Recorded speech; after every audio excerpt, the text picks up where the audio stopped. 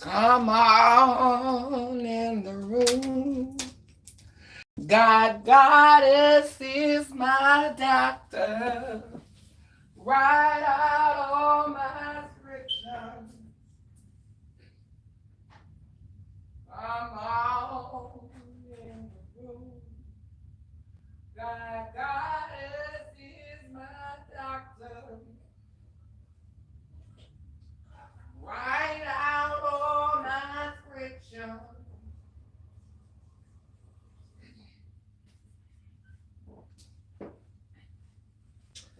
Come on in the room.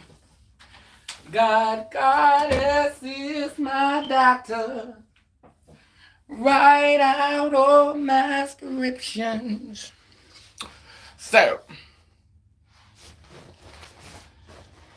I wanted to do this live early while the children was at work because I really don't want this to be interactive. So if you come on here and find that you're getting ignored, I promise you it's not shady. Because I got a lot I want to talk about. I got a lot that I want to talk about. And if I start engaging, I'm not going to do it. So, I'm not going to name the space because people are petty. I know y'all are. I've seen how girls can hate on each other behind the scenes when it comes to funding, when it comes to opportunities. And that's just not really my character. If I don't, if I'm not cool with you like that and I don't have nothing positive to say about you, then I'm just going to say I have a conflict of interest. I'm not going to vote in this particular situation.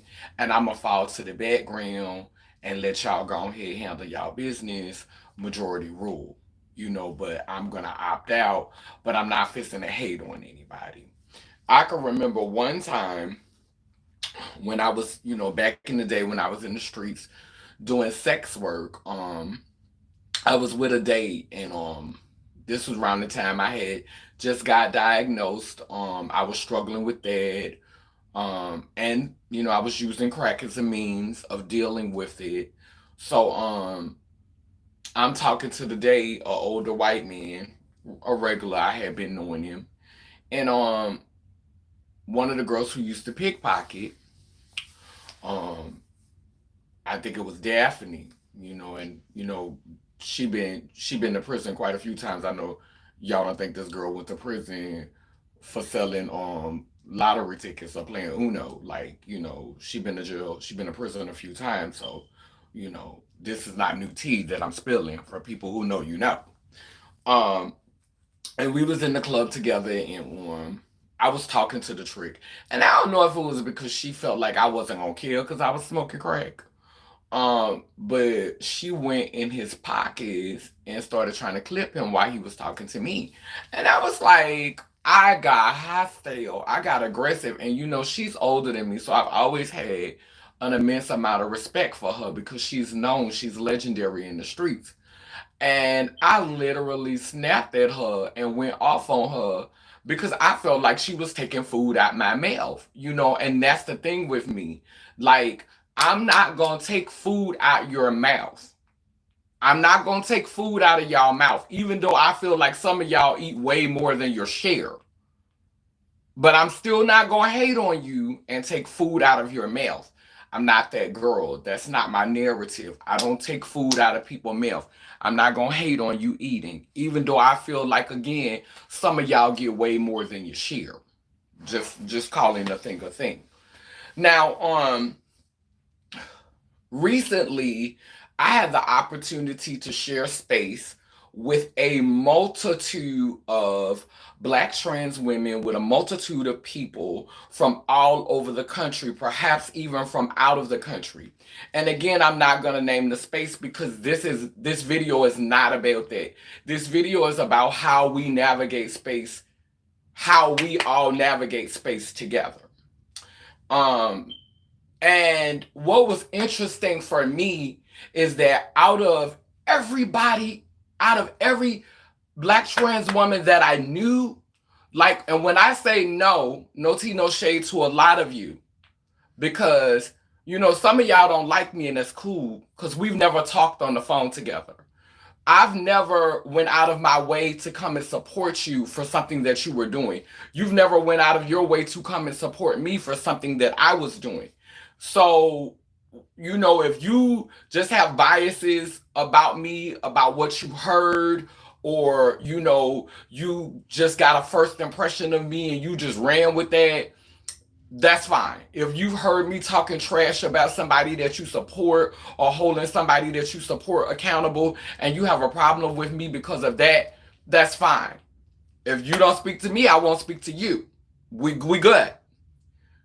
But when a person who you have shared space with, when a person you have shared intimate details about your life with, they've shared intimate details about their life with you, and y'all talked on the phone for hours, and they make it their business to purposely ignore you, we need to unpack that. Because everybody at the conference, I was surprised so many people were being nice to me. Like, it was girls who I have, said things about online, and they were cordial.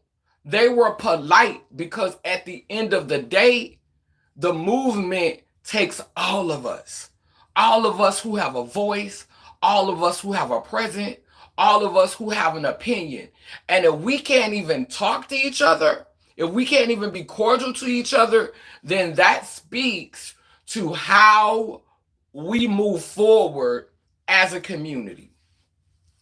So it was only one girl in the entire conference that was black that purposely did not speak to me. And just to test the water, I bust out laughing and said, I know you see me because you done walked past me 3 times.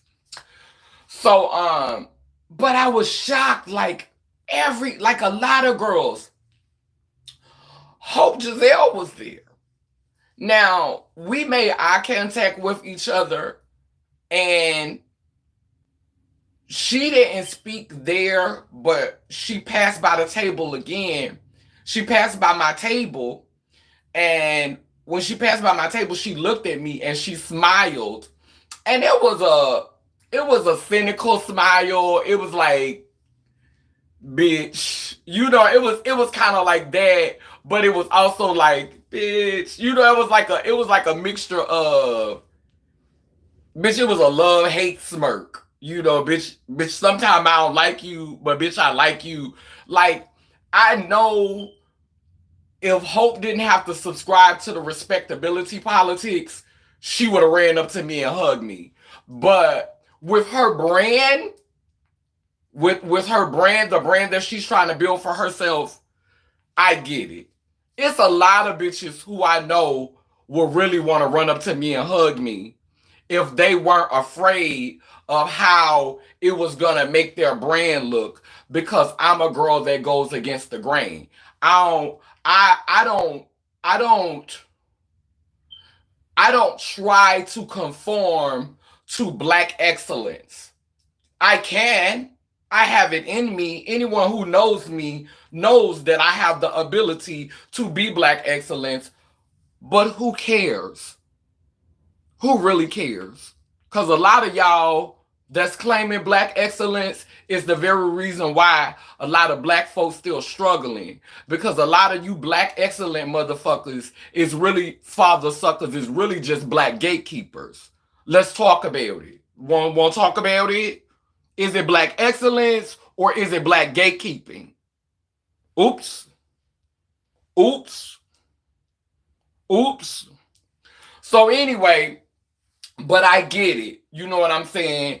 Y'all want respect from the politicians, the black politicians and the old heads and the HBCU folk. Y'all, all that's important to y'all. Black respectability politics is very important to y'all.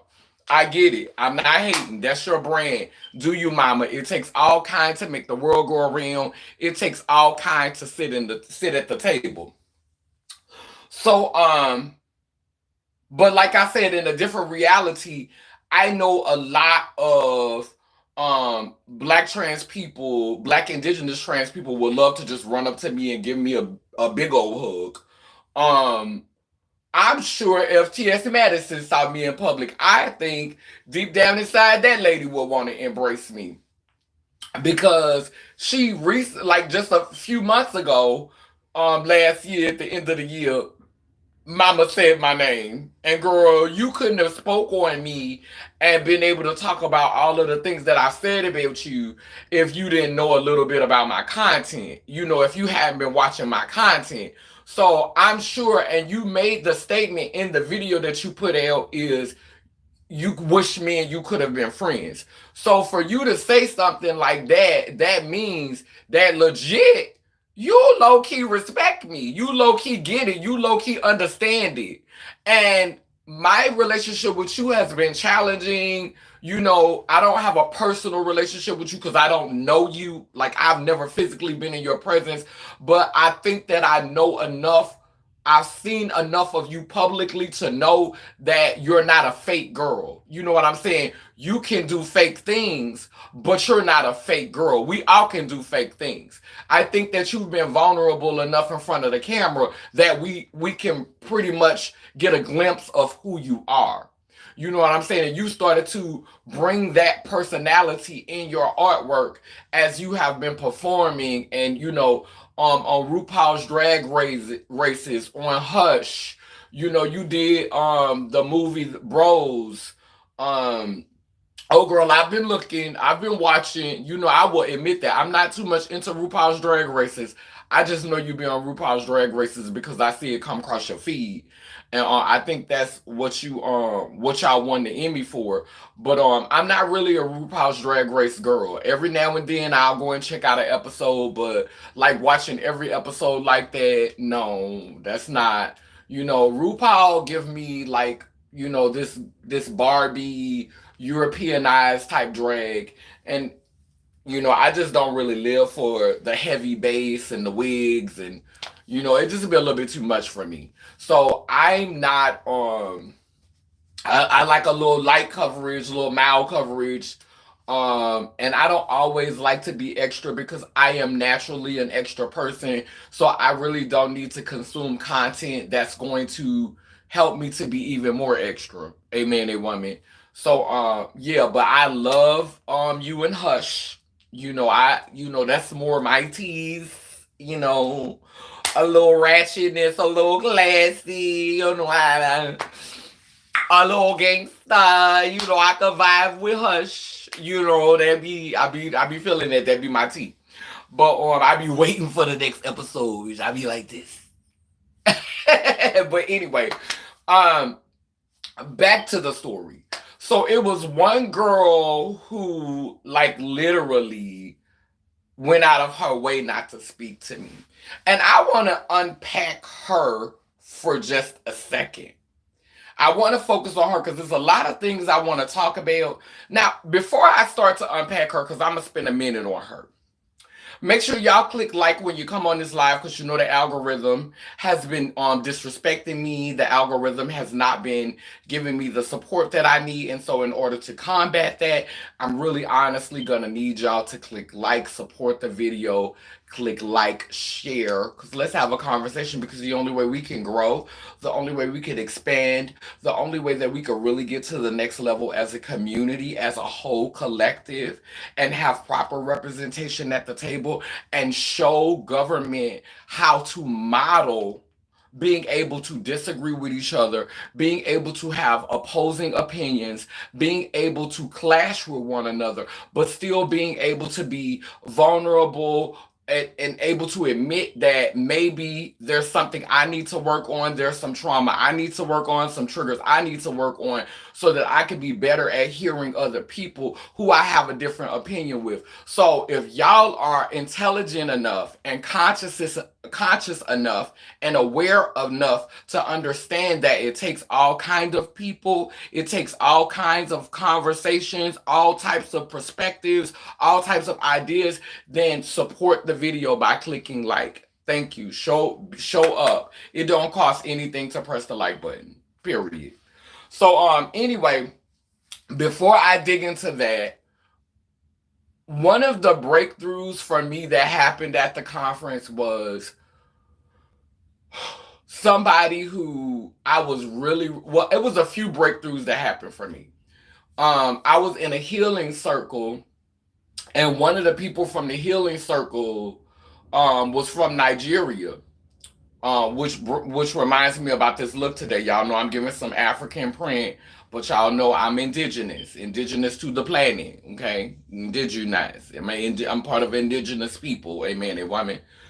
But after it was over with, one of the people who participated in the healing circle said to me, "You're a star," and they said I was warmed by your presence. And that touched me so much because, and my response to that was, I often feel like I have to reduce myself. Because just because you're in a five-star hotel around um bougie people does not mean that you're always safe. It doesn't always mean that you can bring your whole authentic self into space. You do have to hold back and behave, when you're in certain spaces, know how to play nice in the sandbox, blend in with the status quo in order to fit into these spaces. So in the healing circle, I felt like I was able to be more of myself. I felt like I was able to legitimately be vulnerable and be whole. And that was the one space in the whole conference that I really felt like I was. No, I'm not going to say that, because the variety show, I felt like I could be whole too. I felt like, I had a wholeness moment. I gave you the regalness, I gave you the grandeur, I gave you the sexiness, I gave you the ratchetness, I was able to be whole at that variety show. So between the variety show and the healing circle, there was a couple of spaces that I felt like I could bring my whole authentic self into. But I responded to him and I was like, um, I often feel like I have to reduce myself, like I have to shrink myself, in order to make other people feel safe, or in order for other people not to feel uncomfortable, or for other people not to feel intimidated. And they was like, that's not your problem. All of them were echoing the same thing. We were in a mini circle after the group was over. And it was like three other people in the circle, and they was like, that's not your problem. You do not have to dim your light or shrink yourself in order to make other people feel comfortable. That's their work to do. That's not your work to do. And I needed that affirmation because I am often feeling like I have to shrink myself. And that came at just the right time, because when I got ready to go to that variety show that night, I had those voices in my head. And baby, when I strolled out of that room, because one of my girlfriends, when I showed her what I was wearing to the conference, she was like, "You finna wear all of that to that conference? You finna do that much?" And like, and it kind of like made me feel like, oh, you probably is doing too. It made me second guess myself. And so having that said to me before the variety show affirmed, girl, if this is what you feeling, do it. Do it. Because we have a crabs in the barrel mentality a lot of times as Black people. Then to add Black transness and Black queer on it, demographics that have traditionally been demonized, stigmatized, alienated, you know, there's that trauma and that hurt that causes us to feel like we have to be extra crabby with one another. So I was glad to be in a space with evolved and expanded beings who had expanded awareness to affirm me and being that light and being that star and shining bright. Amen, a woman. So yeah, that was a healing moment for me. That circle, like, it was just so healing for me, that affirmation at the end.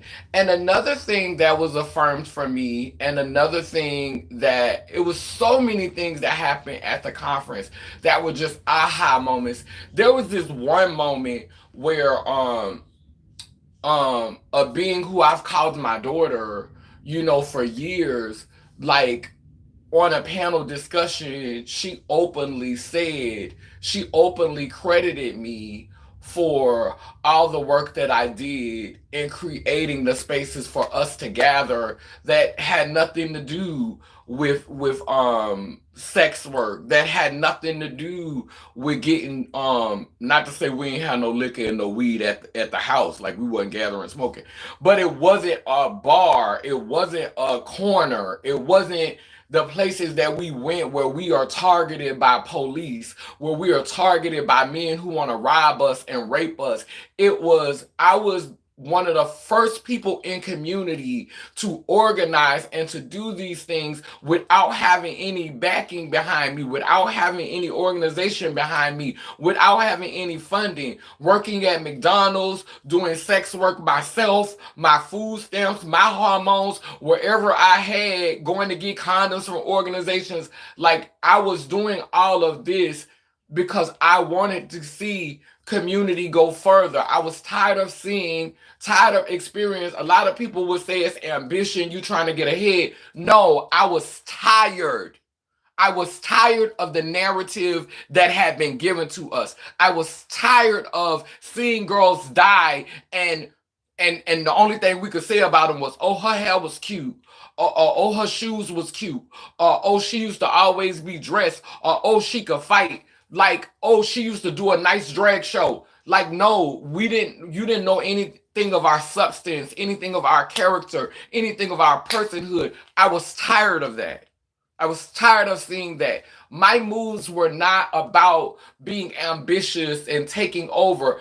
True, I did want something out of it. Who wants to work to build community and still have to struggle? Who wants to build community and bring community together and still have to wonder how you gonna make ends meet? Wonder where your next meal coming from? Wonder how you gonna keep this roof over your head? Who wants to be that type of Wonder Woman when you're doing wondrous shit? Amen, a woman. Come on, somebody. So anyway, having that moment, that full circle moment of seeing someone who I loved, nurtured, empowered, poured into, taking that time to give me my flowers while I could smell them. That that helped me to not really feed into the cubic zirconium like I wanted to. Like to not really just be at the conference blowing up on live videos, because y'all know in the past, because we about to get into it, we about to unpack all that. In the past, that has been who I was. I don't hold things in, I don't carry things. If it happens, I address it. And no, I don't need to be disrespectful and get in this person's face if this person never got in my face. I'm not going to get in their face. I am here for a conversation. Well, now at this point, I'm not here for a conversation. I was. The conference would have been the perfect time for us to pull each other to the side and to get some clarity going. But I saw what was in your heart. I saw what was in your heart, and I'm cool with it. I'm being more cool with it after this video, because I'm fixing to. You drew the line in the sand at the conference. You let me know it was official. We really, really, really don't fuck with each other forever, forever, ever. I'm finna help you with that in this video. But before I get to that, I want to get out, the other positive stuff, the other positive interactions. So at the conference, I realized also that I'm tired of attracting the same kind of men.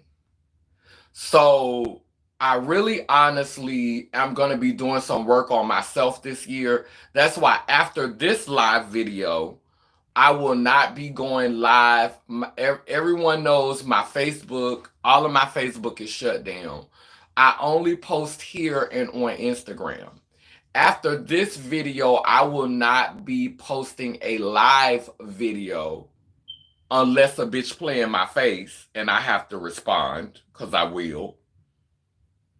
But I will not be posting a live video until the end of February when I'm in New York. Because right now I'm not in New York. So I do like to do lives when I'm in New York, but I'm going to take the next 3 weeks to focus on showing up for the household and where I am now. Just being here for everybody, having important conversations with loved ones behind the scenes, um, developing painting, writing, just it's gonna be me time. It's not gonna be, I don't have nothing for y'all on live. That's why I wanted to give y'all a little look for this video. I wanted to have the lighting together for this video. I wanted to yeah, let me push this back a little bit too. I wanted to give you a little bit more. I wanted to make sure I wasn't dusty for this video. I wanted to actually attempt to give you some lighting, to give you a look, to make sure that I got everything out that I needed to get out. Um, I will be focusing on my Instagram. I will still be posting on my Instagram. My Instagram is more so a place where if I'm feeling sexy, I'm having just like a random thought that I want to share, um, highlighting something that just stood out for me, talking about food, sharing other people's content on my stories. Like that's what my Instagram is about. And so if you're not following my Instagram and you want to make sure I'm okay, make sure just check on me, do a wellness check.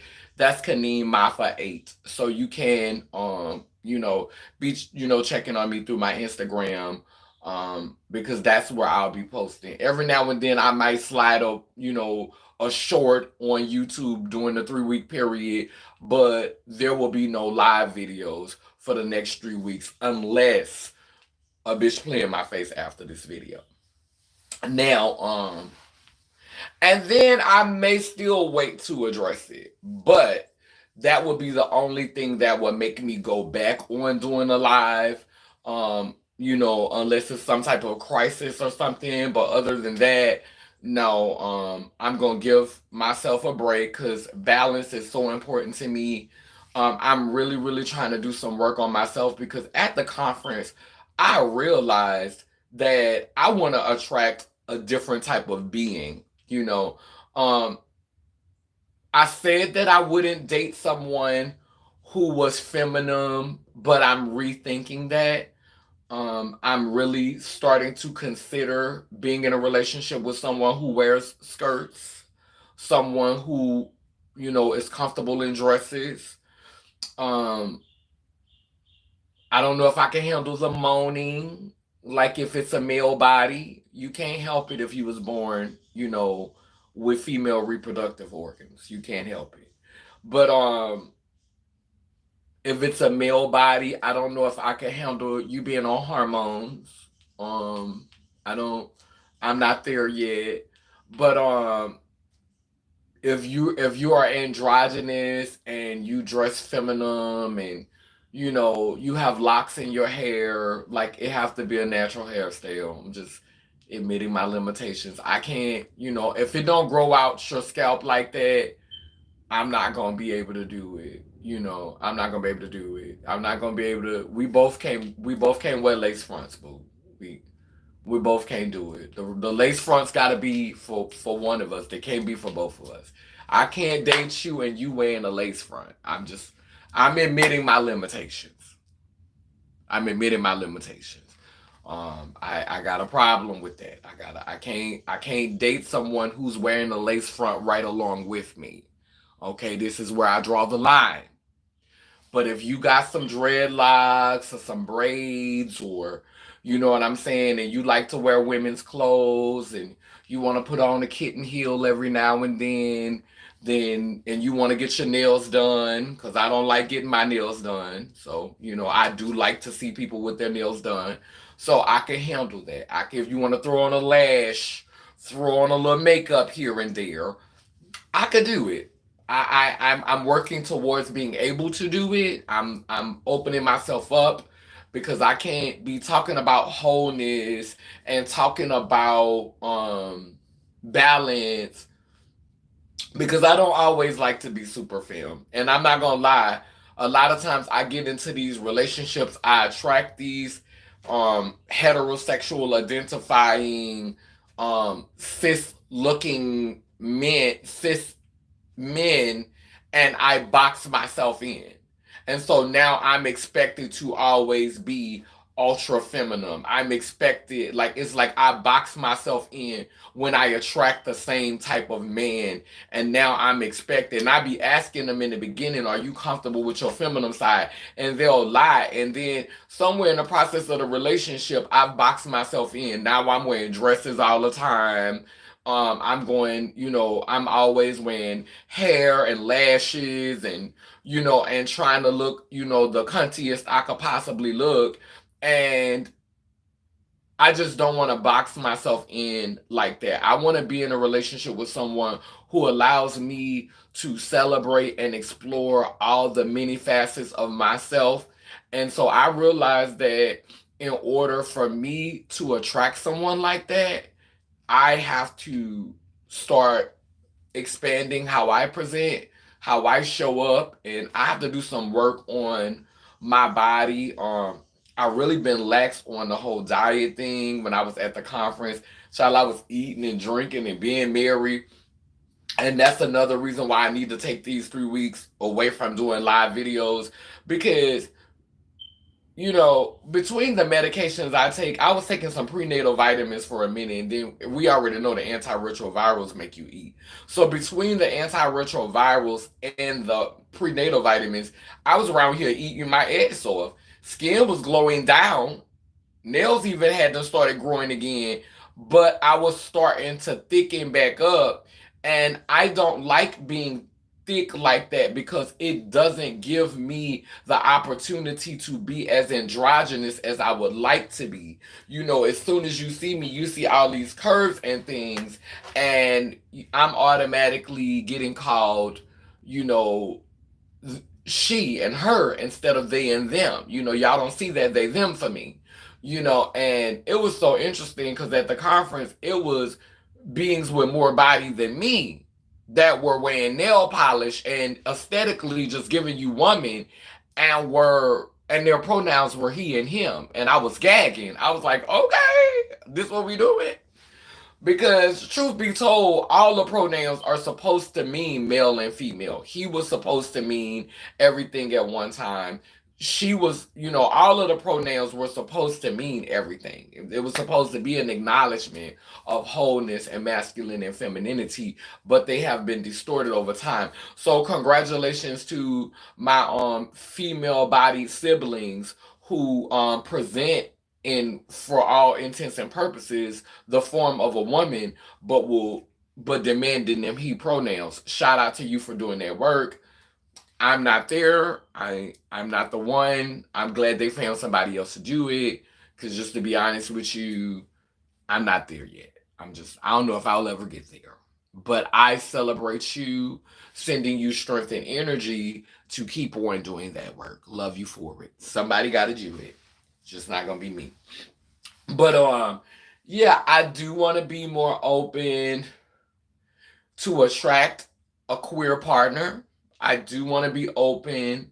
I said in another video, I can't do the femininity. I could do the feminine emotions, but I can't do the dressing up. And I met someone at this past conference. Nothing sexual happened, but it was definitely a chemistry. Like there was definitely the potential. I would have did it. I would have did it. I definitely would have did it.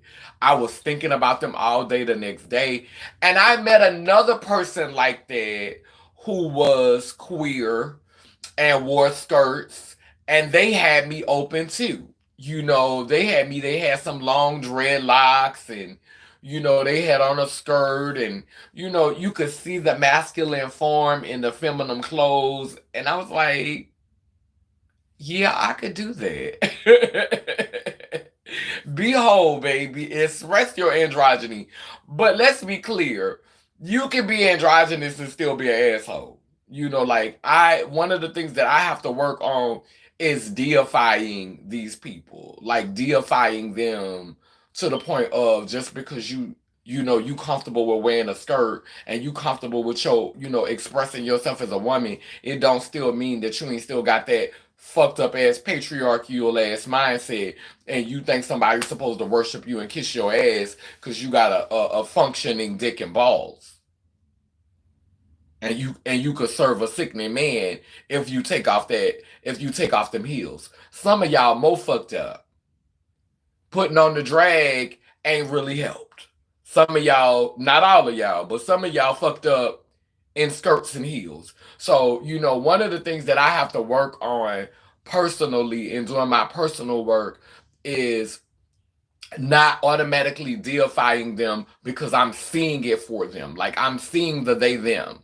I'm seeing the androgyny. I'm seeing the wholeness. I'm seeing the divinity. But am I feeling it? Is that the connection that's actually happening, or am I just being seduced by what I'm seeing visually?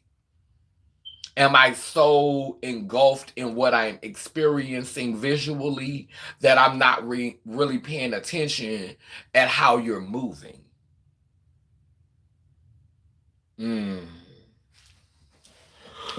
So let's begin what the point of the video was for.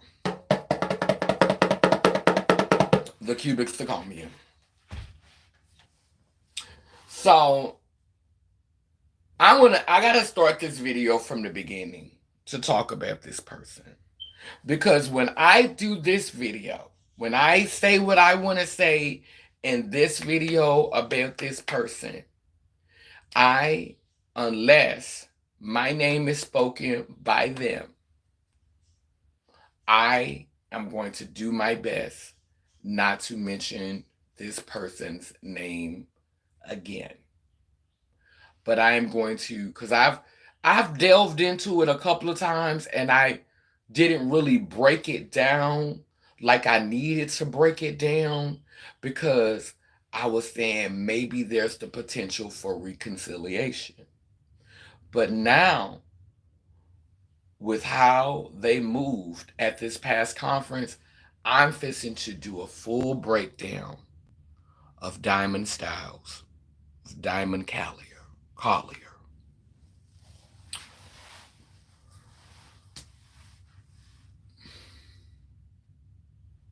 So back in 2010, 2009, it was a few girls that were doing videos. Few black girls. I'm speaking specifically about black girls. And one of them was Diamond Styles. It was me. It was Brianna Jenkins. She came a little bit after. It was like not too far after. Like it was immediate. And then there was some more girls, but a lot of these girls went into stealth. Some of these girls deleted their channels and started over. So some girls' names I don't remember, but there was a lot of popular girls who were doing content, and it wasn't content that spoke to all of the facets of who we were.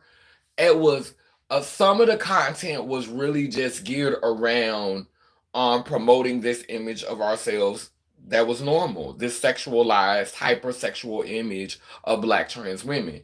Now, when I first started doing content, um, I had to have a balance. I would typically do an intro, and which would be very sexy, and an outro that was very sexy, and I would set you down to have a conversation in the midst of that. So I tried to balance my sex appeal and my sexuality with a conversation. So there was my brand. Um, I think Diamond was more, to me, gimmicky because in the beginning, this lady was trying everything. Like, I mean, everything. And when she started to really get numbers, I think what she was most known for, her most viral moment was she had like this shotgun in a video, and she did Nicki Minaj. Now, some of my videos that really was fire, I deleted them. I had this tucking video that was fire, but as we started to become more conscious as a community, we started to become more aware as a community. Some things were deemed toxic by community itself, even though that's a part of our origin story. So in order to preserve the legacy of my channel, I went through and did a purge and deleted hundreds of videos because I saw Diamond's channel get taken, and I saw T.S. Madison's channel get taken when they was coming for trans channels. So a lot of the viral salacious videos that I had that was just like raunchy, like I had to delete a lot of them. Now, of course, I didn't do numbers like Diamond for a multitude of reasons. We don't have to address the elephant in the room, but let's address the elephant in the room. T.S. Madison got to where she was by shaking her dick in front of y'all on Vine. Why? Because she's a darker skinned girl. America is colorist. This is nothing new. Um, but T.S. Madison is extra bodied. Like, I got body, and T.S. Madison body is at least 2 or 3 times bigger than mine. I mean, her titties is like this and her ass is like this. So she turned herself into a gigantic blow up doll and shook her dick in front of the camera. Now, Diamond, in her earlier years, we're not going to take anything from her. She is a very good speaker, a very good communicator. When she was younger, she was smaller, so that was more appealing to a certain brand of men because when she first started doing this work, she was doing sex work on the side, which is things that are documented in her talking about them in her own videos. And so she didn't mind jumping in front of the camera, giving y'all the white woman looks. She was very consistent with the straight wigs. She was very consistent, like in building her brand. Like over time, I think, especially after she got facial feminization, over time she embraced a more natural look, a look that looks more rooted in indigenous peoples or Afro indigenous people. Like over time, her look has evolved to become that. But in the beginning, it was very much, some type of Raquel Welch type tease with a little added melanin. It was titties always out. It was some long bust down wigs. It was very much, she branded herself in a certain way. She had this escort look that really kind of like kept her numbers going.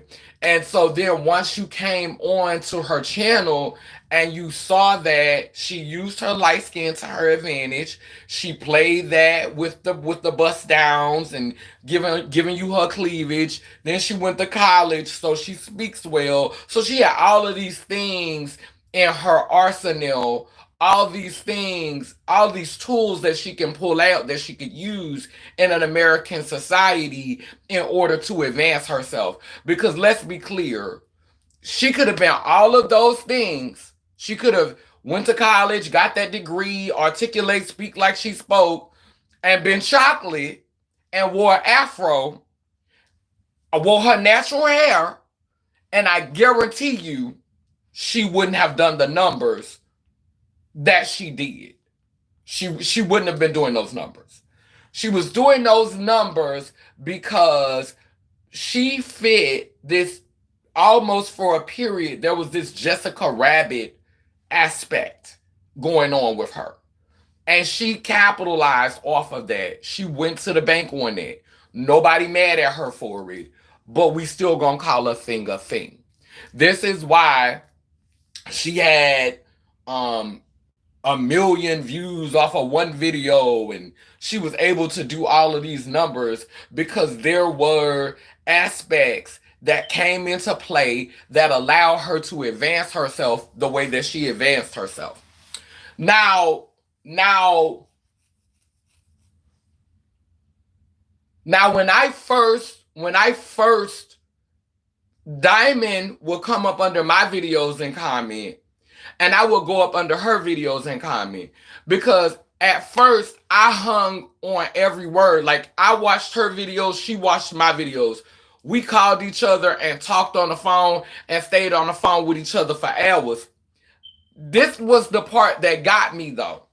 She used to be in her videos saying, no, she told me over the phone when we was talking, cause when I come up, I'm bringing my sisters up. I'm gonna bring my sisters up with me. You know what I'm saying? Like I'm gonna bring my sisters up with me. Like, when I come up, that was her game. That was she would always say that. Like, when I make a name for myself, I'm gonna bring my sisters up with me. That's not what strategy showed though. Because if we look at the documentation, if we look at her record, where are the girls that she has elevated? Where are the girls that are doing better than her? Because I can show you girls that have advanced me, who I sold into and who I have empowered. I can show you girls who've accomplished things that I have not accomplished because I sold into them and poured into them. But where are the girls that came behind her that have now advanced her because she put them before her? Where are those girls? Where are those girls? Everybody that I've seen you work with, you basically use them to exalt yourself higher. You're still standing on the girls' shoulders who were under you. So now, I called her out on it because that's the type of girl I am. I'm gonna call you out on your shit because that's the type of girl I am. Call me out on my shit, but I'm gonna call you out on your shit. So, I got on live and I read her and I said, because I noticed when she started to build clout, when she started to get more attention, she didn't center girls in the community. She didn't center trans girls. She started bringing in the Butch Queens. She started working with the Butch Queens. There was this whole period of where Diamond would only work with Butch Queens. She was not featuring the girls. She was not working with the girls. When she still had that body, when she was still small and that body was tight and that body was right, you didn't see her running with a pack of girls. You didn't see pretty, beautiful trans girls with her in videos. You saw a bunch of Butch Queens and she was the only girl. For years, she did this as her remedy and her recipe. When she was that girl and she still had that body and she still was breaking it up, breaking it up, breaking it up, she was the girl and it was the Butch Queens around her. She had access to other girls. Look through the videos. Go through the videos. This ain't no lie. Go search her channel. Go look and see how many girls. Go to the old videos. Go look and see how many girls you see in videos with her. We could do the same shit with other girls. We could do the same shit with other girls. I ain't gotta sit up here and talk about her. The receipts are public. The receipts are public. She would have trans attracted men on her platform. She would have butch queens on her platform, but she would not have other beautiful trans girls on camera with her in the first years of her platform. That was not her work. That's not what she did. So, um, when I called her out about it, she she felt the way. Anybody who know her knows she's stubborn as a motherfucker. When you disrespect her, it's your fault, not hers. It's when someone shows you who they are, believe them. It's not no accountability from her. It's you. It's you who done wrong. It's you who disrespectful. It's you who need to work on yourself. It's not her. It's never her. And it's the crazy thing. I fuck with Pisces. I got Pisces all around me. I got Pisces all around me. It's only one or two Pisces that I don't get along with and that I don't fuck with. And both of those motherfucking Pisces is because they refuse to humble themselves, but they always want you to humble your motherfucking self. Bitch, you got me fucked up. You got me fucked up. One of my Pisces friends gonna tell me, Um, I cut him off for about a year because I was in my feelings and I didn't want to be sitting on live dragging them every time I thought about it. So I said my motto is sometimes the best way to show someone you love them is to give them space. So I gave them space for about a year. When I hit that motherfucker back up, humble myself, came into the message chat and was real polite and was real respectful. It's been a whole year, bitch. You still mad? I said, I said, so they responded and they was like, yeah, well, I'll never forget how you hurt me, and I'll never forget. And I said, neither will I. But I'm still being humble enough to try to communicate with you because I know we may have to share space with each other eventually, and I don't want there to be tension between us when we have to share space with each other. So I was trying to jump in your inbox and let you know that the feelings that I was having, they was my own. I needed to work on me. I was holding some resentment towards you and I needed to work on me. That's why I fell back from you. But now I'm good. Now I could be in the same space with you and give you a hug and it not be no shade and it be genuine. But I needed to fall back because sometimes when you love someone, the best thing you could give them is space. So what's amazing to me is out of all of the Pisces that I fuck with, because I got Pisces that I fuck with. My cousin is a Pisces. My cousin Kia, and me and her, when we get into it, we go at it like cats and dogs, and then right after it's over with, we ready to ride for each other. For real.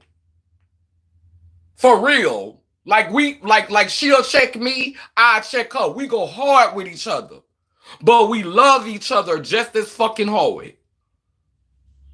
Same way with my sister Octavia. We go at it, but we ride for each other the same fucking way. So anyway, after I called her out about her shenanigans online, she wanted to make it look like she was above me because her numbers was sickening and she was one of those girls like she doing right now. Like she don't have to address me because I'm under her. That's very much the energy. Like I'm not finna acknowledge that. I don't have to, girl, I'm not finna pay that no attention. Girl, I'm not going to acknowledge that. You know, very much try to pretend it's not there, some gatekeeper shit. So I went to the conference, the BTAG conference, the Black Trans Advocacy conference. And the reason why I went to the conference is because, do you see all this melanin?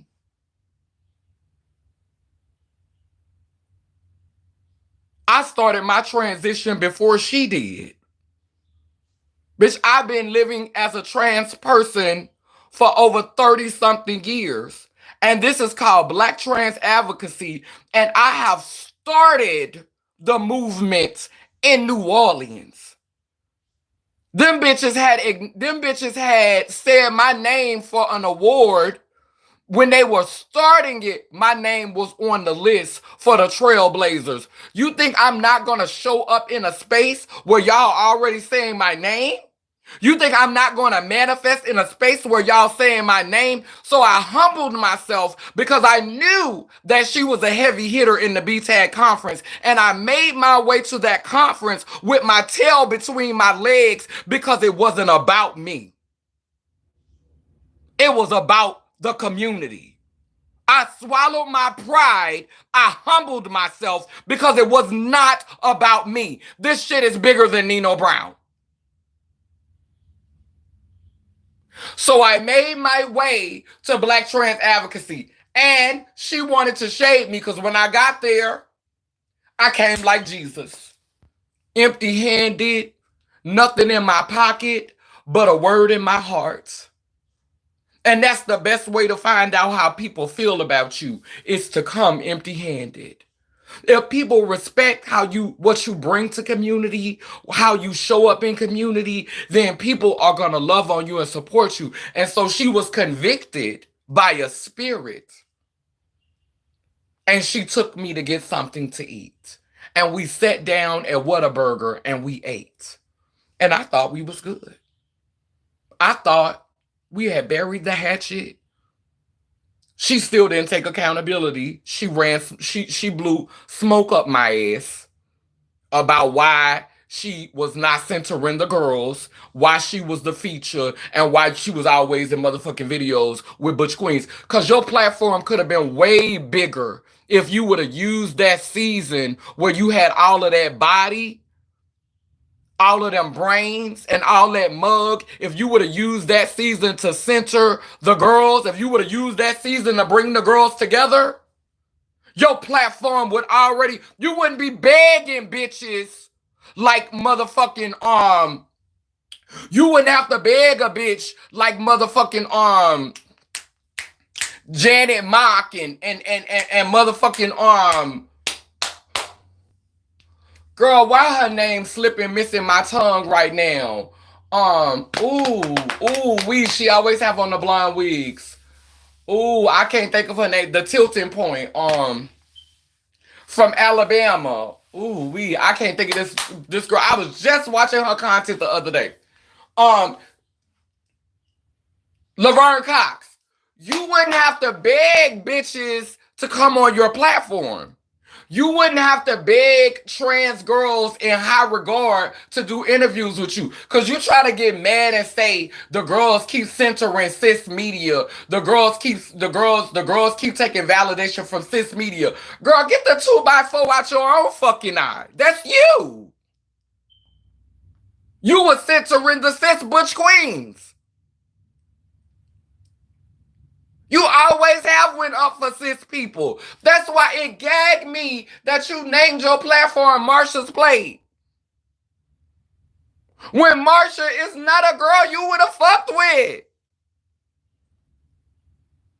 Marsha is not a girl you would have fucked with, and you named your organization after a bitch that you wouldn't have pissed on if she was on fire.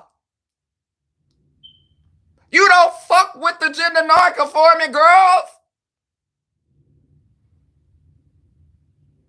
Even when you started doing Marsha's Plate, you took cis-looking trans people to help you build that platform. Both of them light-skinned. Girl, we know you a strategist. But you sit up here and try to act like and when people talk to you, you blow smoke up their ass and tell them something totally different. But the proof is in the pudding. The receipts are all right there. I have never seen you taking no pictures Not in none of the pictures I've seen. I've never seen you surrounded by gender nonconforming people. I've never seen you in buku pictures or in buku videos with girls who was just as cunty as you, if not cuntier. Girls who had a stronger voice than you. You may censor a girl for some clout. You may censor her for a moment. And so to hear you in spaces complaining about why trans people censor cis people and look for approval from cis people, bitch, get the 2x4 out your own motherfucking eye, girl. Stop. Don't nothing pluck my nerves more than a motherfucking lying, clout chasing, fake ass bitch. This is why I titled this video Cubic Zirconium. Because the receipts are there. I ain't gotta pull them up. All people gotta do is go search your content. All people gotta do is go scroll through your videos. You see a lot of videos with me by myself, but I guarantee you, if you start my videos from the beginning, start from the beginning. The first video I ever uploaded to YouTube, I was not even in it. I was holding the camera.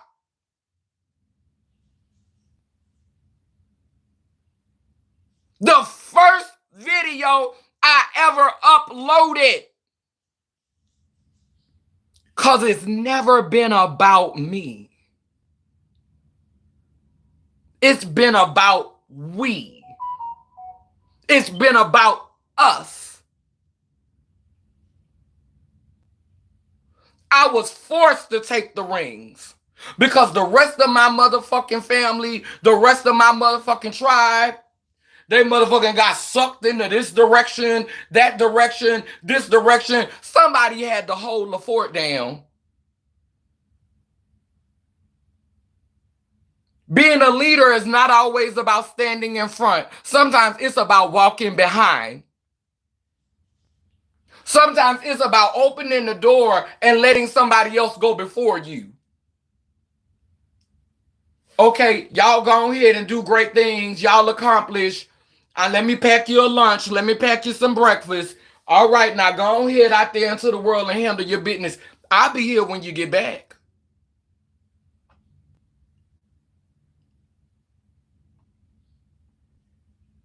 I'm going to make sure things is tidy and nice and things is still holding together. And I've been holding true to that principle for 10, 11 years. I've been holding down the fort.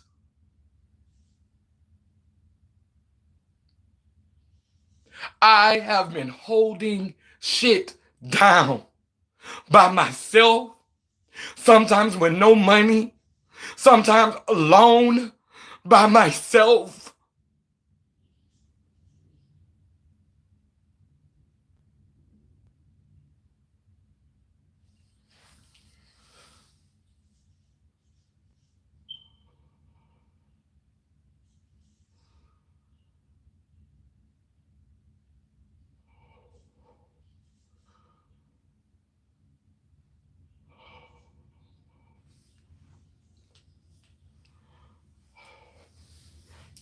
But I will never go to B-Tag again.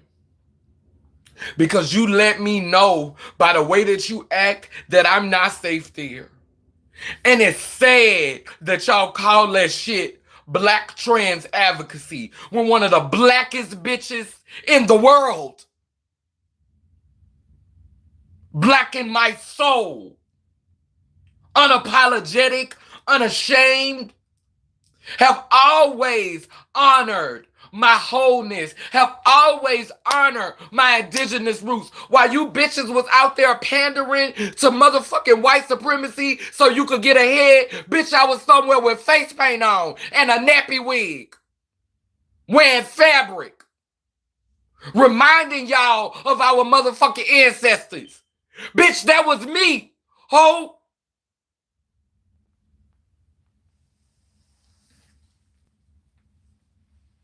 While all you bitches was out there getting money, while all you bitches was climbing up on the plantation, it was me, bitch. It was me, bitch. It was me.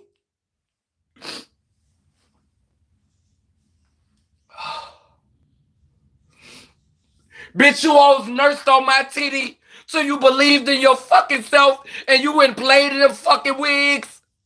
You went and got your face done, went and got your titties done, so you could tap dance for massa, bitch. And I was running around with motherfucking face paint on, feathers in my motherfucking ear, still wearing bone jewelry from chickens that I motherfucking ate, bitch. Trying to remind y'all, bitch, that it ain't about none of that, bitch. What make you powerful is what's in here. Power come from within.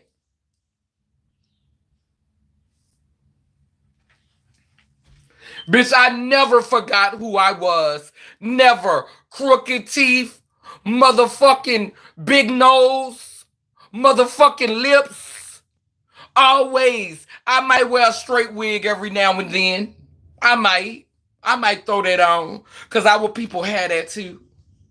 But I understood the assignment. Now you bitches running around here with short motherfucking kinky haircuts and wearing kinky hair and motherfucking doing indigenous patterns and embracing your African culture. Cause now you bitches done got to where you need to get on the plantation. But bitch, I was holding up the light while you bitches was pandering. And you bitches forgot about me. Cause you bitches don't sew into me. And that's why you don't fuck with me, Diamond. Because you don't want that accountability. You don't want to have that conversation.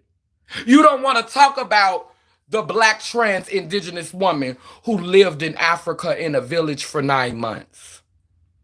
You don't want to tell, you don't want that story on your platform. Because it wasn't you. It wasn't you. You don't want to introduce that to your followers. You don't want them to know how I lived in the village in Umlazi for 9 months. How this outfit that I'm wearing was made by an elderly woman in Africa where I lived in the village amongst the people for 9 months. You don't want them to know how the Africans were telling me you could be anywhere else in the world, but you're in a village that doesn't have electricity, that doesn't have lights, and was kissing my hand, calling me queen. How I was making medicine for the elderly women over there, healing them. You don't want to tell those stories, do you, sis? Because that's not going to get you a coin, is it, sis? That's not going to uplift your platform. That's not going to give you shine. You a cubic zirconia, bitch. You have the audacity to be talking about why the trans people keep centering the cis community, because that's who you are, bitch. You attract what you are. Fake, no fake. That's why you don't fuck with me. Because I see you, bitch. You've done good things. I won't take it from you. You've been a mother. You've taken care of your biological family. Everything that you got, you hustled for it. You worked for it. You pretty, you intelligent. I can't take none of that from you. You strategic as a motherfucker. These are things that I will never take from you because I can't. But I will tell you that you're not a diamond. You are a cubic motherfucking zirconium, bitch. You pretend to be about black power, black collective power, and I may be talking to one cubic zirconium, but it's a lot of you bitches that's just like her, and all of you bitches, this for you too.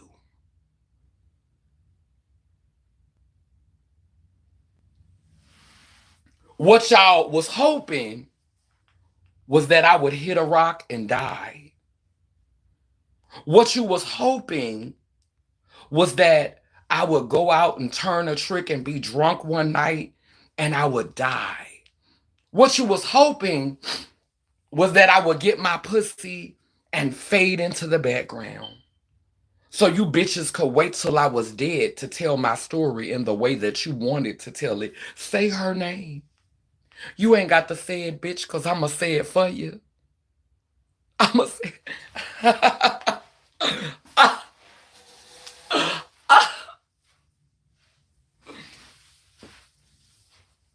She smoked crack. She turned tricks. She sold dick. She sold drugs. She motherfucking was hoeing on the streets. Bitch, she done been beat, raped, stomped, had guns in her face, robbed, every... What Celie say? I'm still here. I may be poor. I may be black. And I may be ugly. But I'm still here, bitch.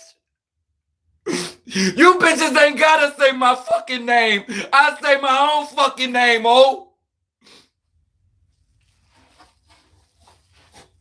That's what you bitches hoped.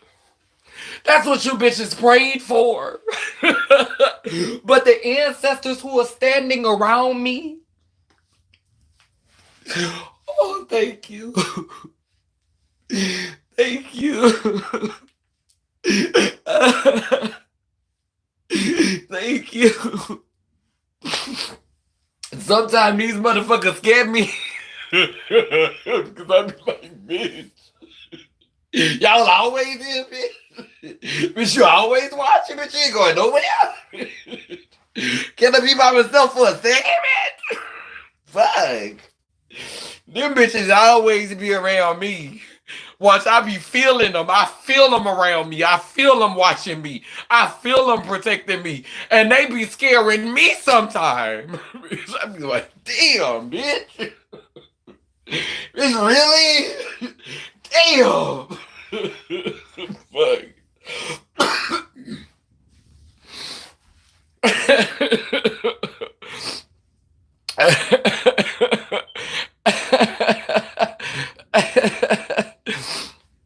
They be watching over me day and night. And when I look crazy to y'all, I make sense to them.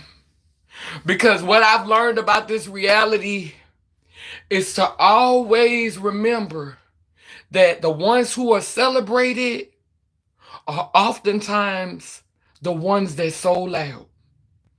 The ones that would not compromise are often the ones we never hear about. The ones that say, bitch, I'll never do that. I'm not finna do that to my people. Those are the ones who died in silence and the world never knew them. Please know that. As Black, Indigenous people, as deeply melanated people.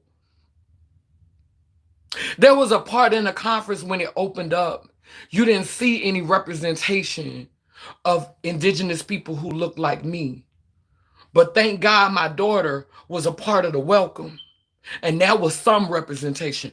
But it was not enough representation in a city that's known for Black Indigenous people. But I'm not going to shit on the conference because overall, I enjoyed myself. It was a wonderful experience. But I was challenged by that. And a lot of y'all out here trying to sell that African narrative like the only place where we could plant our feet on the ground and draw some power. The only place where we could put them feet on the ground like that and make the earth shake. We got to reach over to Africa. No, I could put my feet on this ground right here and pull something out of the earth. I could channel energy from right here. It goes up in my feet and it runs through my body. I ain't got a call from over there. All this shit ours.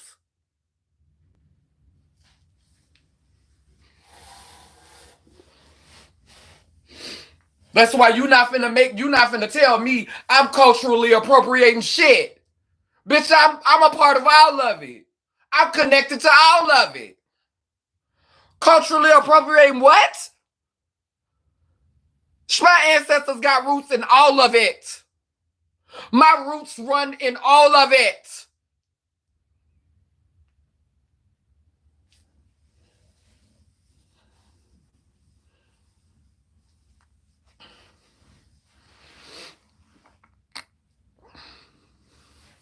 My roots run in all of it. All of it. All of it. Y'all not about to play them tricks with me. Y'all not about to get me caught in the quicksand. Y'all not finna make me forget myself. I played that game with you long enough. While y'all was running ahead and doing what y'all was doing, I was back here studying, learning, working on me, reflecting. Yes, ma'am. Yes, ma'am. I let you all run ahead, and y'all thought I was a bum bitch. Y'all thought I was a done bitch. Y'all thought I was a nun bitch. That's what you thought. But you were mistaken. Because I know you saw how I walked through that conference. I know you saw that this sovereignty was legitimate. There was Caucasian people that never seen me before. Your posture. Your posture is so perfect. You walk almost like you're regal. And it's not a performance. When I was on crack, walking through the motherfucking projects to get dope, the motherfucking drug dealers used to say, you came through here like a queen. When I was in jail and the girls were sucking dick after dick after dick after dick, them bitches, the niggas was calling me Mother Africa with a bald head. And it's not because I think I'm better than the next bitch. Because I could remember one time on Martin Luther King Day, I got on my knees and prayed, strung out on crack, had to go to jail to get clean.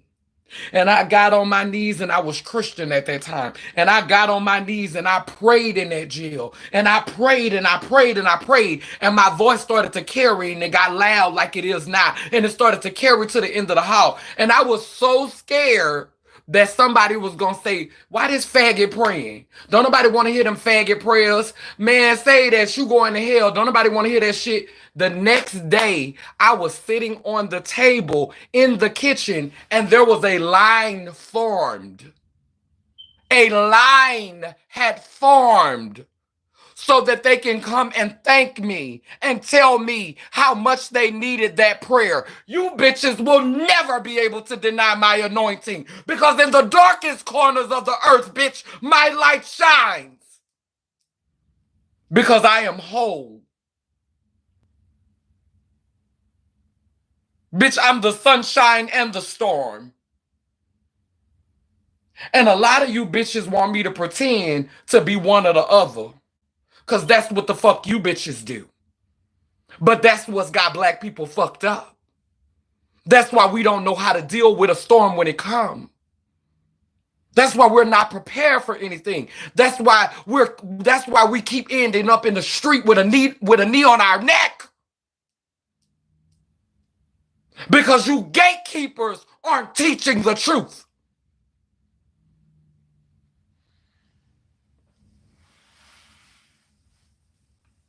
There's going to be casualties. There's going to be collateral damage. Everybody not going to make it back home on this plane. But that power must go somewhere. And you cannot tap into that power if you are not even acknowledging it. You cannot call on your ancestors. They teach us not to speak to the dead. Why the fuck wouldn't I?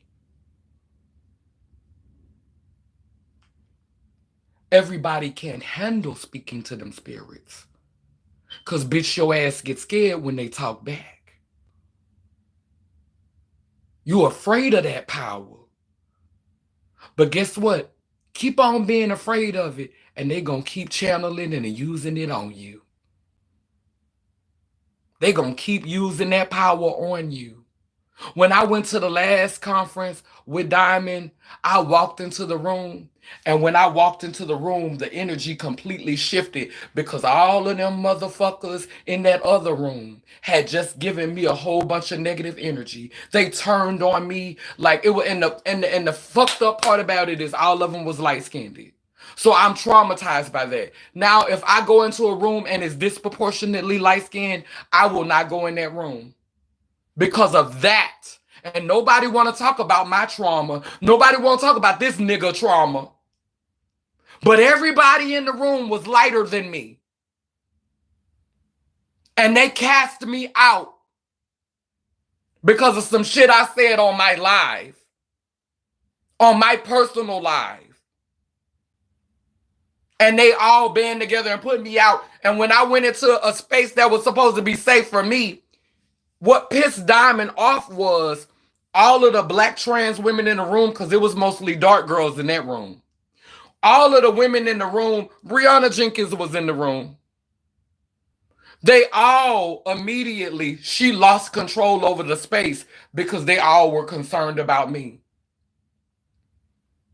And Diamond said, do you know how powerful you are?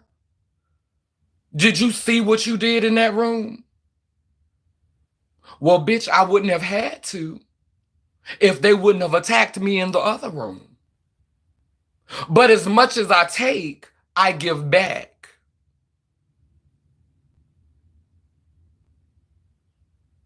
And instead of you supporting me and being there for me, you've been acting funny with me ever since.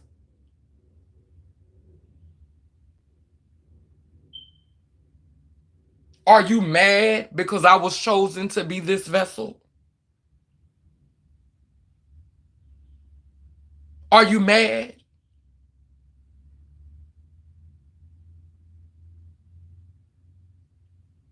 That's the question. Are you mad? Because as grand as I could act, as sovereignly as I could act, I'm also the bitch that's not afraid to scrub some floors, help set up some chairs, help cook a meal, help make sure everybody okay. When I had the last gathering at my house, when I just had my girlfriends over, I cooked, I cleaned, I took everybody plates, I washed all the dishes. I treated them. I served them. That's who I am. I'm not a bitch who just walk around like this. I'm a bitch that's like this. Girl, girl, come on here, girl. Girl, yeah, I just cooked, girl. I'm her too. I'm her too. And if you play in my face, I'ma be them. Bitch, for my sisters and my brothers and my siblings. Bitch, I roll around in the street too. I'm all of them. The fuck? Bitch, I'm the soldier. I'm the king, queen. And I'm the servant. Bitch, I'm all of them.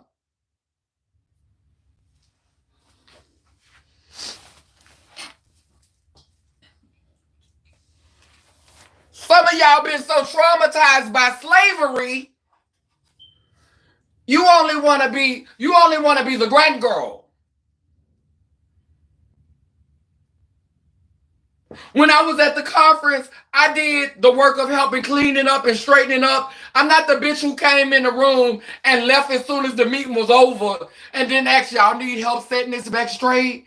Y'all need me to help y'all get this. I wasn't that girl, the girl that ran up out of there as soon as it was over because I'm a grand girl. I don't do that. I don't do manual. I'm not her. Thank God, goddess, I'm not her. My sovereignty is legitimate. Because a lot of y'all think that it's just about reigning on a throne, but it is also about serving. Sovereignty comes with service. That's why y'all keep electing these politicians that ain't shit. They kissing babies and shaking hands for the cameras, but that is the extent of their service for their people. When it's election time comes, that's when you see their face. But until then, you don't see them. Because it's lip service. That's why y'all keep electing fake bitches in office. Because y'all celebrate fakeness.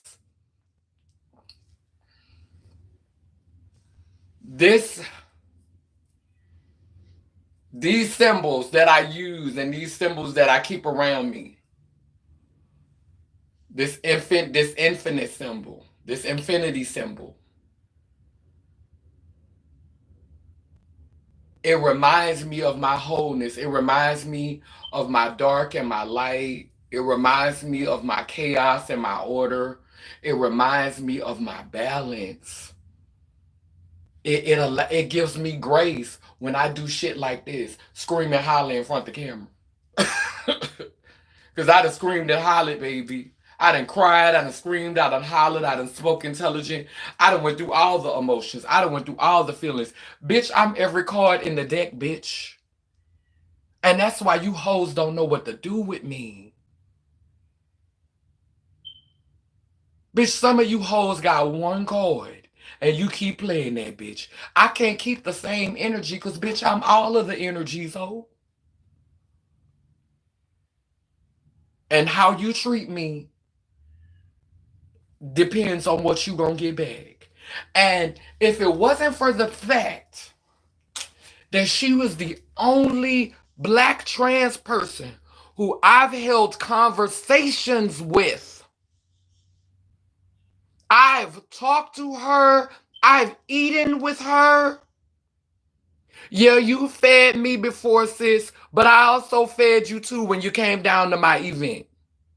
We fed each other, bitch. Bitch, we've shared meals, we've shared intimate conversations, and you're the only bitch. I put my mouth on a lot of hoes, on a lot of women, on a lot of goddesses, on a lot of queens, on a lot of whole ones. I put my mouth on a lot of people.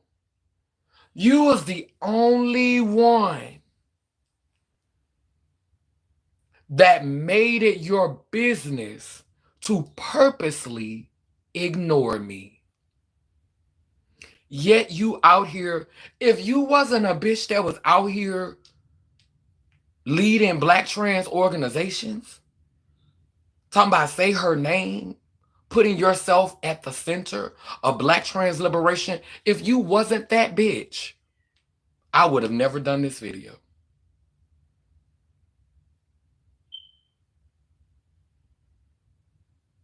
Because it's okay to be a fake bitch in private.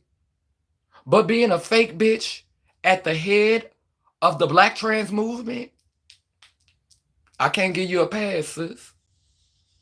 Not today, not tomorrow, not ever. And if you choose to dislike me, or if you feel raw about it, oh well. Now, when you ignore me, you have a reason.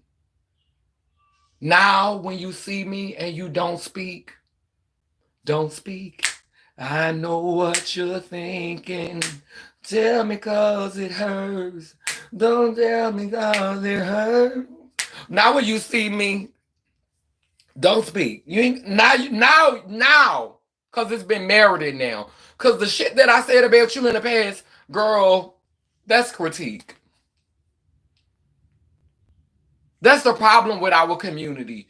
This is why they center the cis community, because the cis community is not afraid to critique each other publicly. This is why the black trans community has always taken more value in cis situations. This is why the black community, so many of us queer folk, we run to the black church because we want to be read. We want to be told we going to hell. A lot of us. We want to hear that's a sin, that's wrong. We want to hear the pastor talk about you did this and you did that. That's in our DNA. From being a conquered people, from being a captured people. It's in our DNA. From being people who have done it to other populations. This is why, this is to answer your question. Why do trans people, black trans people in particular, keep centering cis heterosexual media? Because it's not afraid to critique them. We gonna sit up and be fake in front of the camera and motherfucking politic with each other. And that shit is not authentic. You want to go somewhere where a motherfucker not gonna be afraid to say, well, you gotta be on your toes because you don't know what questions they about to ask. This is why girls won't allow me to interview them. This is why I don't even try. Because, bitch, I'm not finna ask you the questions. I'm not finna ask no safe questions, bitch. This is why I didn't follow interviewing. This is why I could be an amazing interviewer. But you bitches don't want my questions. You bitches ain't ready for this soul searching. So I don't even try to interview the girls, but I do still gather in community. I do publicly share that content. I do show y'all that I'm still fucking with community. I still rock with community. Y'all do see that. I show that. I make sure I intentionally make sure that I do that. But trying to do interviews with the girls and stuff, cause girl, y'all ain't ready for my questions. Bitch, I'm not about to play nice. Bitch, I'm not about to ask you no motherfucking pre-scripted questions, bitch. Bitch, we about to eat this greasy pork chop. We about to dig in because it cannot heal if it's not revealed. The Band-Aid, if you keep a Band-Aid on it, the sun can't hit it, baby. You gotta bring that shit to the light, Carol Ann. Let's talk about it. Y'all think y'all helping the movement with that shit. You're not. All you doing is helping gatekeepers. You keeping gatekeepers on top because gatekeepers is going to play that game so that massa, they're going to try to stay palatable to massa. We need to be creating our own shit that allows us to be our full authentic selves so we don't have to keep going into spaces where we have to play nice all the time. Where we have to walk on eggshells and tippy toe. Under the guise that it's being civilized. It's having class. Because girl, I'm not always classy. That's just the facts. I'm ratchet. I could be ghetto. I could be childish. I could be silly. But I also can be classy, sovereign, dignified, intellectual. I'm all of the things. All of them. Depending on the space that I'm in. I take communion seriously. I'm going to meet you where you at. Some things I can't commune with, and I'm not going to be in those spaces. But again, the only reason why I did this video, the only reason why this video happened is because of her position in community. Marsha's plate? Marsha P. Johnson? You're capitalizing off of a name of a bitch you wouldn't even fuck with in real life? The receipts are there.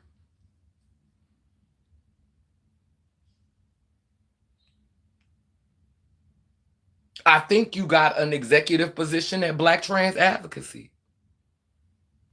These positions that you have on the backs of community. And we both from the South. And bitch, you didn't have cordialness for me?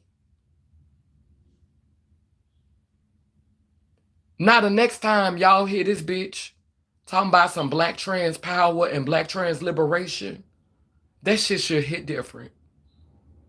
Because me and her literally were one of the first people, one of the first Black trans women on YouTube to do this shit from the South. And I'm the name this bitch will not say. Why? It ain't because I curse. It ain't because I hoop and holler. Because bitch, you do that too. We seen you do it. We seen you get mad. We seen you get passionate. We seen you curse. We seen you scream at the camera.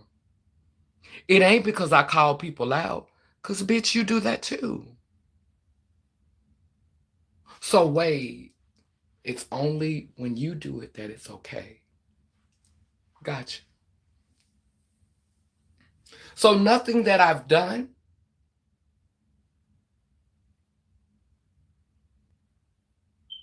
even when you made them smart ass comments about sex changes, but you've been interviewing sex changes.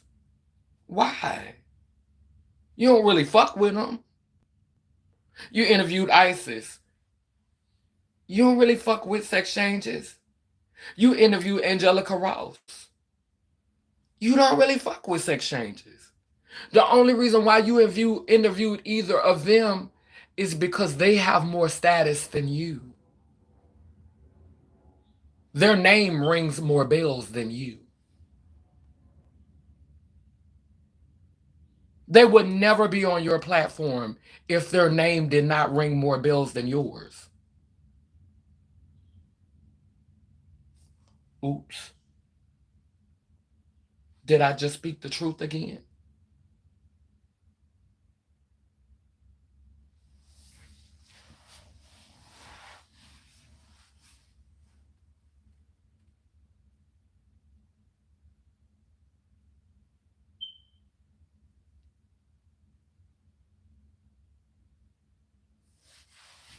So let me light my candle.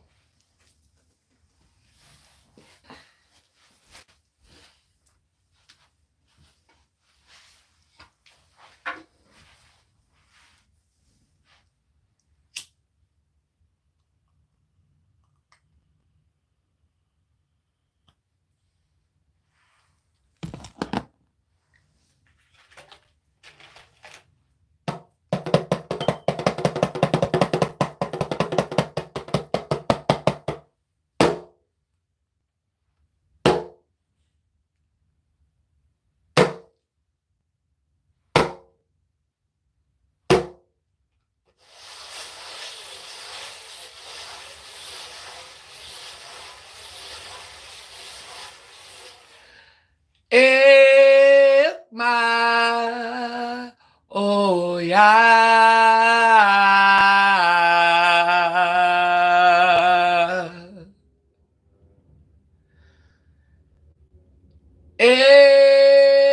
My oh yeah.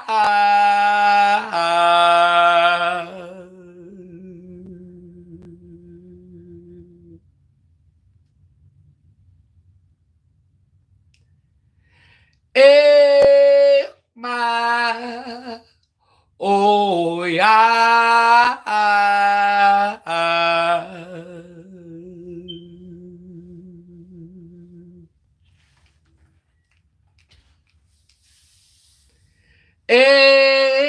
My oh yeah.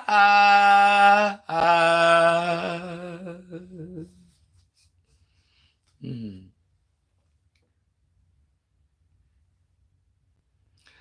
We are the children of a people who could fly. We are the children of the ones who will not die. We are the children of the ones who persevered. We are fearless, we are strong, and we're ready to carry on. We are the children of the ones who would not die. We are the children of a people who could fly. We are the children of the ones who persevered. We are fearless, we are strong, and we're ready to carry on. And we're ready to carry on. And we're ready to carry on. And we're ready to carry on. and we're ready to carry on.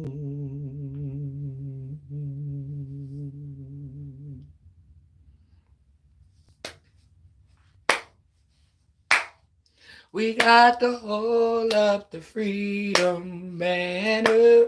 We got to hold it up until we die. I said we are humans in the army. We got to fight. I know we got to fight. We got to hold up this freedom banner. We got to hold it up until we thrive. I said we are warriors for our humanity. We got to fight. I know we got to fight. We got to hold up this freedom banner. We got to hold it up until we thrive. I said, we are warriors for our humanity. We got to fight. I know we got to fight. We got to hold up this freedom banner. We got to hold it up until we thrive. And I'm going to fight. I'm going to fight with you. I'm going to fight with them. But as much as I fight, that's how hard I'm going to love. Because hate is nothing but love with a lot of the parts missing. Love takes work. Love is not just positive things and like Disney taught us. Love is being willing to go to war for something. And if I love you, not only will I go to war for you, but I will go to war with you. We are warriors for our humanity. We got to fight. I know we got to fight. We got to hold up this freedom banner. We got to hold it up until we thrive. My, oh yeah.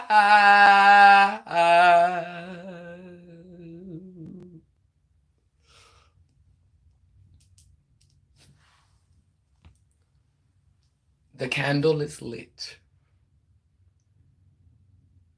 With this candle, I do the greatest thing that I could do with the breath that has been bestowed to me from my ancestors.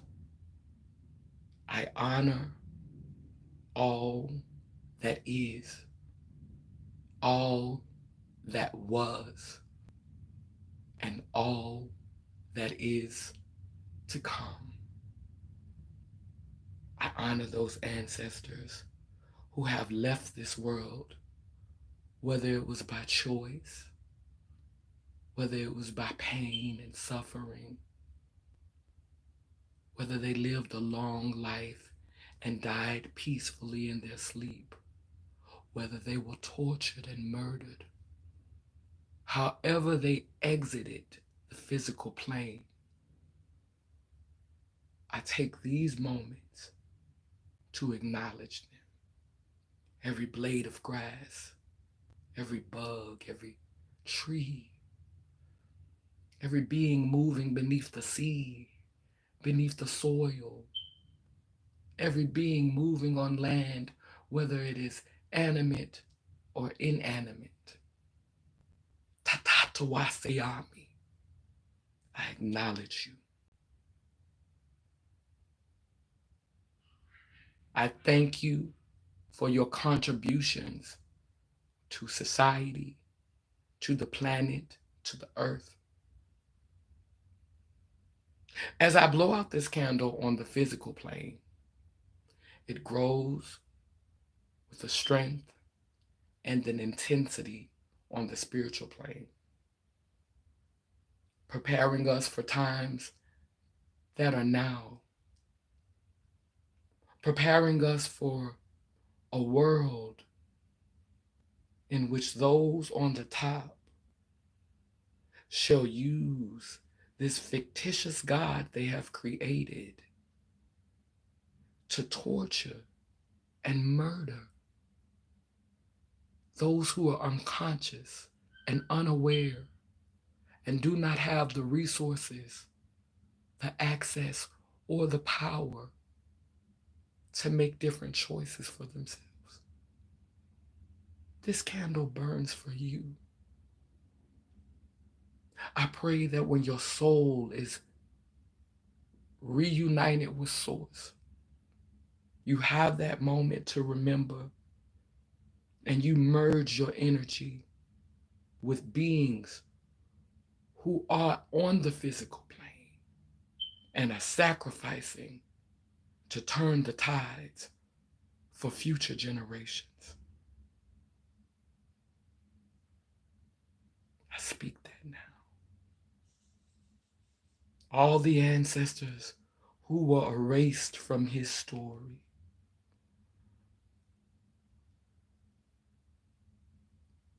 who were slaughtered, murdered, hung, tortured. All the animals who suffer so that we might be nourished. I honor you with this candle. All of the plants, the trees that are sacrificed daily for our sustenance, for our survival, for the expansion of our visions and our territory.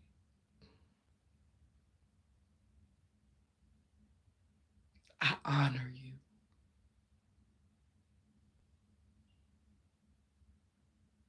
I honor you.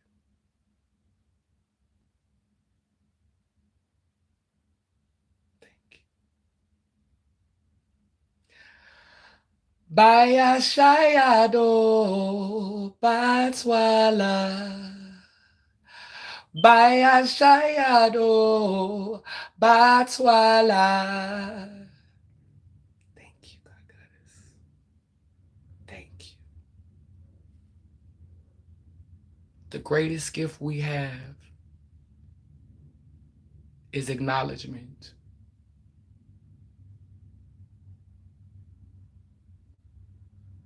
She said in The Color Purple, it's disrespectful to walk past something and not acknowledge it. Everything wants to be acknowledged. Hence this video. Maybe we're not meant to fuck with each other. Maybe we're not meant to be besties. But for what we have sown into each other,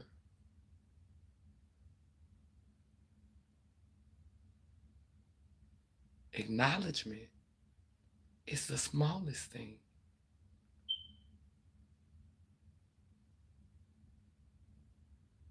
This is why the Caucasian race was able to enslave our ancestors, because they didn't even acknowledge us.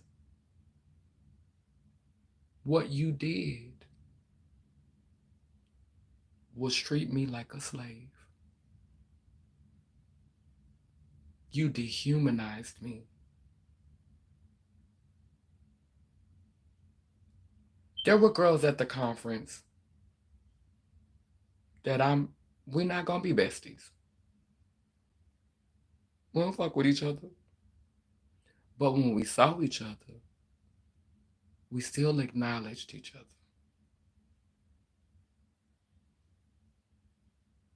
Because we know what it's like to feel dehumanized, to feel not seen,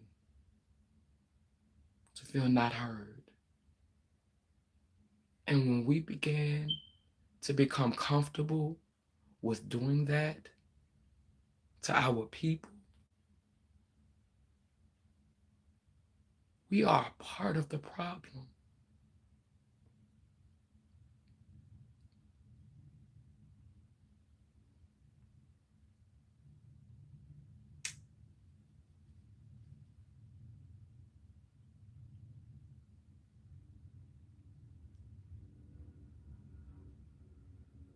This is why I don't use my platform to talk about what's going on in Sudan, to talk about what's going on in um, Palestine, because I have an altar that I kneel at and I pray and I make offerings. And I do the greatest thing that I can do. They used to tell us that prayer is pointless, but it's not. Prayer is the most powerful gift we have.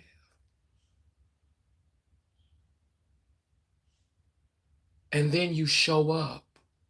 We ain't got to be in a rat race with everybody else. We just continue to be that example.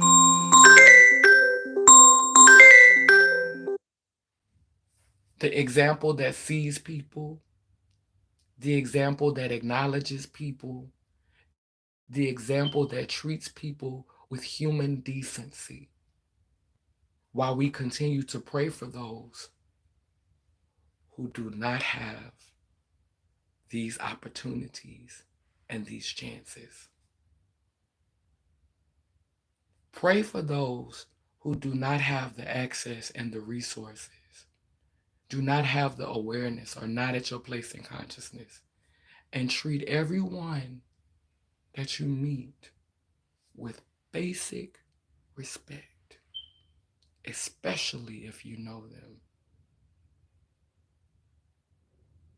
Dan Bananandara Seku, it keeps spinning and turning. Iangani Iyanko Kalukalo, which means I am a child of God Goddess. And if I am, then you know you are. Love y'all. Later.